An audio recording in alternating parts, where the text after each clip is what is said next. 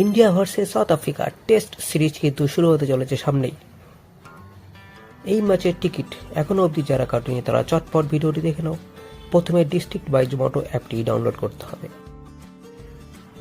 এরপর সার্চ বারে গিয়ে India versus south Africa type করলেই একদম ফার্স্ট লাইনে এই ম্যাচের টিকিটের অপশন আসবে। তারপরে বুক টিকিটস এই অপশনটায় ক্লিক করতে হবে। ডেট অপশন থেকে সুইটেবল ডেট সিলেক্ট করে অ্যাড করতে হবে। দেন চেক আউট অপশানে ক্লিক করলে এইরকম একটা উইন্ডো খুলে আসবে।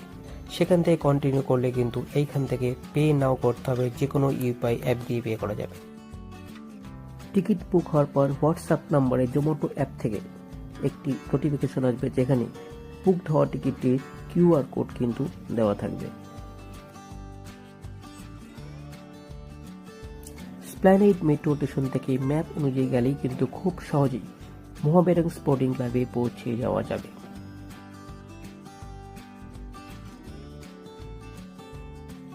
এখানে ডেট অনুযায়ী প্রত্যেকটি কাউন্টার কিন্তু দেওয়া আছে, অর্থাৎ ডে 1, ডে 2, ডে 3, ডে 4 এইরকমভাবে।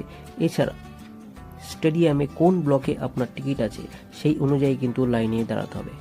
আমার টিকিট ছিল জি ব্লকে, তাই আমি ডে 1 জি ব্লকের লাইনে কিন্তু দাঁড়িয়ে আছি।